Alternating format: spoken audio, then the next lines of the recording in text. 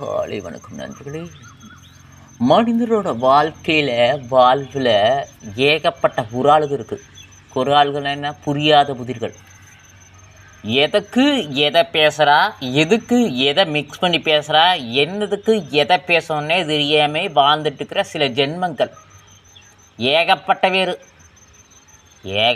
பேர் மீடியா நேர்லையும் கூட பார்த்தீங்கன்னா ஏகப்பட்ட பேர் மிஸ்டேக்கேவே இருக்குது. ஏன்னா அதுதான் கெத்துன்னு தெரியக்கூடிய ஒரு கூட்டம். அதுதான் கெத்துன்னு தெரியக்கூடிய அவனோட கூட்டம். வேலையில் ஜாலியாக இருக்கலான்னா அவனோட பொழப்பே காலியாயிரும். இப்படியெல்லாம் திரிகிறாங்க. ஒரு மார்க்கெட்டிங் வேலைக்கு போகிறதாகட்டும், ஒரு கட்டட வேலைக்கு போகிறதாகட்டும், எந்த ஒரு ஹார்ட் ஒர்க் வேலைக்கு செய்தாலும், ஹார்ட் ஒர்க்குனா ஓகே, பொருட்களை அதிகமான வெயிட்களை தூக்குவதெல்லாம் ஹார்ட் ஒர்க்கு தான்.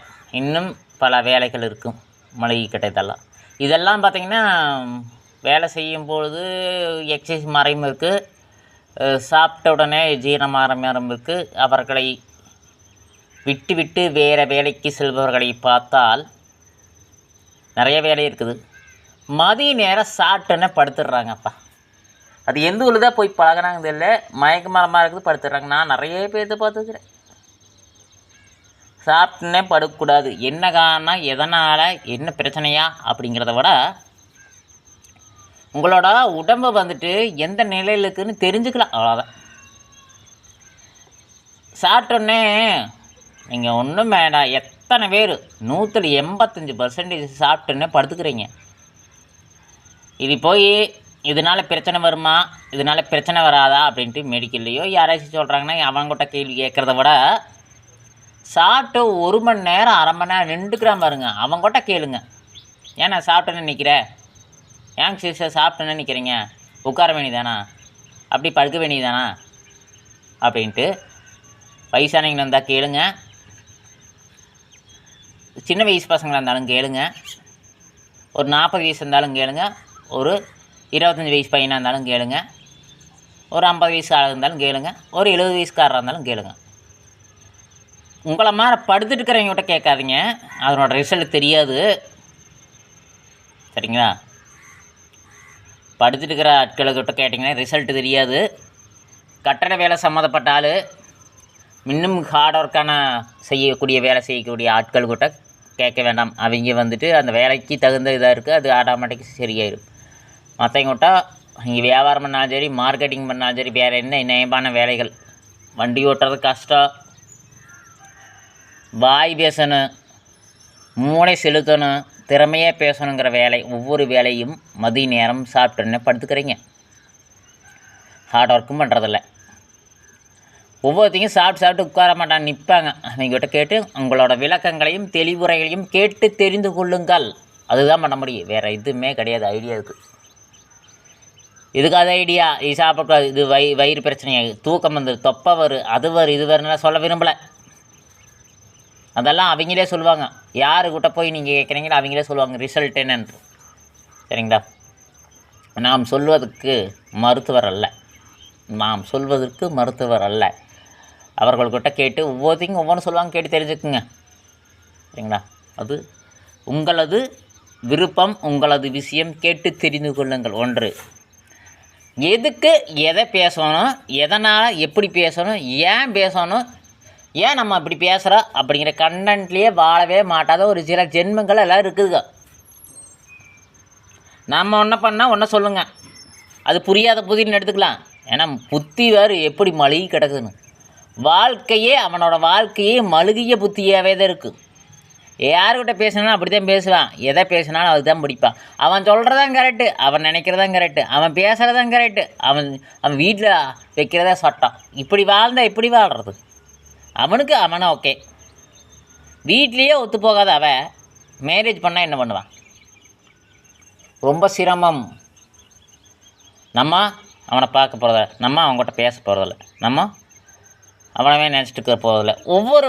ஒவ்வொருவரும் சிந்திக்க வேண்டிய விஷயம், நாம் ஏன் அப்படி பேசுகிறோம், எதனால் அப்படி பேசுகிறோம்னு நினைக்கவே மாட்டாங்க. புரியறதே இல்லையே, தெரியறதே இல்லையே, அறியறதே இல்லையே, யோசிக்கிறதே இல்லையே. எப்படி புரிய? ஒன்றும் புரியாது, ஏதும் தெரியாது. அந்த நேரத்தில் கோபம் வருதா, ஏதோ துட்டி விட்டுலாம். அந்த நேரத்தில் ஏதோ ஒன்று தோணுதா, பேசிடலாம். அந்த நேரத்தில் ஏதோ ஒன்று சொல்ல வருதா சொல்லிடலாம். அந்த நேரங்கும்போது வாழ்க்கை அந்த நேரமாக ஆகி போய் வீணாக போய் வெட்டியாக போய் முடிஞ்சிடும். 20,000 சம்பளமாங்க என்ன பண்ணுவேன்? கல்யாணமாகல, வண்டி டியூ கட்டுறோம், இல்லை வீதி காசு வச்சு என்ன பண்ணுறது? வாரத்தில் ஒரு நாள் சரக்கு அடிக்கிறது, நண்பர்களோட சுற்றுறது, வெளியே போகிறது. இது வாழ்க்கையாக வாழக்கூடிய ஒவ்வொருவரும். இதில் நல்ல பசங்களும் இருக்கிறாங்க, ஒன்றுக்கும் ஆகாத பசங்களும் இருக்கிறாங்க. தப்பான ஹேபிட் இருந்தாலுமே அதை சரிவர வச்சுட்டு அவங்களோட வேலையை பார்த்துட்டு போகிறவங்க மட்டும் இருக்கிறாங்க. தப்பான பழக்கம் இருந்தாலும் மற்றவங்க வம்பு இருக்கிறவனும் இருக்கிறாங்க. ட்ரிங்க்ஸ் பண்ணிவிட்டு வீட்டில் போய் தூங்குறவங்களும் இருக்கிறாங்க. ட்ரிங்க்ஸ் பண்ணிவிட்டு வாய் பேசாமல் கம்முன்னு இருக்கிறவங்களும் இருக்கிறாங்க. ட்ரிங்க்ஸ் பண்ணிவிட்டு ஃப்ரெண்ட்ஸு கூட ஜாலியாக பாட்டு பாடி ஆட்டம் ஆடுற ஃப்ரெண்ட்ஸுகளும் பசங்களும் இருக்கிறாங்க. ட்ரிங்க்ஸ் பண்ணிவிட்டு படத்துக்கு போய் என்ஜாய் பண்ணுற பசங்களும் இருக்கிறாங்க. ட்ரிங்க்ஸ் பண்ணிவிட்டு ரகலை பண்ணுறவங்களும் இருக்கிறாங்க. ட்ரிங்க்ஸ் பண்ணிவிட்டு ஒரு வீடியோவுக்கு கமெண்ட் பண்ணுறவங்களும் இருக்கிறாங்க. தேவையில்லாத கமெண்ட், மேட்ச் ஆகாத கமெண்ட். சரக்கு அடிக்கும் போது நல்லா பேசுகிறா, சரக்கு அடிக்காத போது நல்லா பேசுகிறதில்ல அப்படிங்கிறது அவனவனுக்குள்ளே உருவாக்கக்கூடிய ஒரு சில விஷயம், அவ்வளோதான். சரக்கு அடித்தா என்னை காட்டில் நடக்கிறானா, சரக்கு அடித்தா என்னை வீட்டில் நடக்கிறானா, சரக்கு அடித்தா என்ன ரோட்டில் நடக்கிறானா, எந்த பாதையில் எப்படி போகிறான்ல. மட்டை யாவது என்பது வேறு. நிதானமாக இருக்கும்போது அவன் சரி வேற எல்லாமே செய்கிறான். அப்போ வேணும்னு தானே செய்கிறான். ஒரு தைரியம் இல்லை, அந்த ஆளுகள் போகுது, அதனால் தைரியம் வந்துடுது அப்படிங்கிறது வேறு.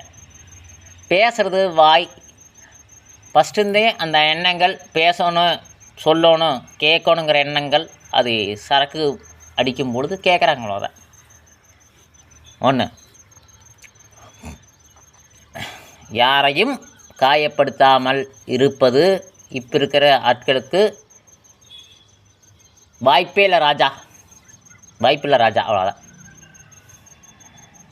ஒரு வீடியோ வந்துட்டு கமெண்ட் வருது, லைக் வருது, பயங்கர ஃபேமஸ் ஆயிடுவானாலாம் கிடையாது. அந்த வீடியோவை லைக் போடலினாவே ஃபேமஸ் ஆகிடலாம். லைக்கே போடாதீங்க, வியூ மட்டும் போட்டுமே. ஷேர் எத்தனை போகுதுன்னு பாருங்கள். வியூ பாயிண்ட்டு 4 மில்லியன், 20 லட்சம் பேர், 40 லட்சம் பேர் பார்க்குறாங்க. ஷேரை எத்தனை போகுது? 2 லட்சம் ஷேர் போகுது. லைக்கு 20,000 தான் போகுது. அந்த வீடியோ ஃபேமஸ் ஆகாதா? ஒருத்தன் பேட் கமெண்ட் போடுறவன், கெட்ட புத்தி இருக்கிறவன், திறமை இல்லாதவன், சிரிக்கிறவன், கேலியாக பேசுகிற, கிண்டலாக பேசுகிற, கேவலமாக பேசுகிறவன், இன்னும் பல கேப்பு மாதிரிகள், மொல்ல மாதிரிகள், திருந்தாத ஜென்மங்கள், இவர்களால் சொல்கிறது என்னென்னா, லைக் போட்டால் நல்லது, கமெண்ட் போட்டால் நல்லது, அப்போ தான் ஃபேமஸ் ஆகு. ஒரு வாப்பாடும் ஃபேமஸ் ஆகாது. லைக் போட்டால் பிடிச்சவனும் பாப்பா, பிடிக்காதவன் பாப்பா. வீடியோ பார்த்தாவே அது லைக் போடுற ஆட்கள் இருக்கிறாங்க. ஏதோ இந்த ஆள் போட்டுக்கிறான்னு லைக் போடுற ஆள் இருக்குது. சரிங்க, என்னோடய வீடியோக்கே ஏகப்பட்டவே லைக் போடுறாங்க. அதுக்கு அர்த்தம் மேலே தெரியாது, அர்த்தம் தெரியாமல் லைக் போடுவாங்க. அது என்ன புரிதல் இருக்குது? அந்த புரிதல் ஏற்படும் பொழுது தான் நீ வெளிப்படுற. அந்த புரிதல் ஏற்படும் பொழுது தான் நீ பெரிய ஆளாகிற. நீ அந்த புரிதல் ஏற்படும் பொழுது தான் நீ மிகப்பெரிய ஆளாகிறதுக்கு வாய்ப்பு இருக்குது. ஒவ்வொருவரும் புரிஞ்சு பார்க்கணும், புரிஞ்சு தெரிஞ்சுக்கணும், நம்மக்கிட்ட பேசணும், ஒரு மெசேஜ் போடணும், ஒரு வாய்ஸ் மெசேஜ் போடணும், எல்லாமே கிளியராக. அதிலே ஒரு தெளிவுரை வேணும், அதில் ஒரு விளக்கம் வேணும். ஒரு விஷயத்தை திருப்பி கேட்கக்கூடாது. ஒரு விஷயம் ஒரு டைம் தான் சொல்ல முடியும். அந்த ஒரு டைம் சொன்னால் புரிஞ்சுக்கணும், அப்சர்வேஷன் போகணும். இந்த அளவுக்கு யாராச்சும் மெமரியாக ஒரு வயசை ஒரு இதெல்லாம் 35 வயசுக்கு மேலே தான் இருப்பாங்க. சின்ன பசங்களாலும் முடியாது. அப்படி பார்த்தது உண்டா யாராவது? இப்படித்தான் உலகம் போகிறது, புரியாத புதிராக. ஒவ்வொருவனும் பெரிய ஆட்களாக அவன் உணர்ந்த தருணம். எங்கேயும் போய் நிற்க முடியாது. ஒரு ஸ்கூலில் போய் நாம் அப்படி நிற்க முடியாது. ஒரு ஈவெண்ட்டில் போய் நான் நிற்க முடியாது. ஒரு பெரிய அளவில் நடத்தக்கூடிய இடத்துல போய் நிற்க முடியாது. நீ கடைசியால் தான் ஐயா. எதுவுமே செய்ய மாட்டேன், வாயிலே வடை சுட்டுட்டு போயிடுவேன். உனக்கு ஏகப்பட்ட விஷயம் தெரிந்த மாதிரி உன்னை காட்டிட்டு மற்றவங்களை குறை சொல்லிட்டு போயிட்டே இருப்பேன். இது கேடு கெட்ட ஜென்மம். பிடிச்சிருந்தா ஷேர் பண்ணுங்க. நன்றி.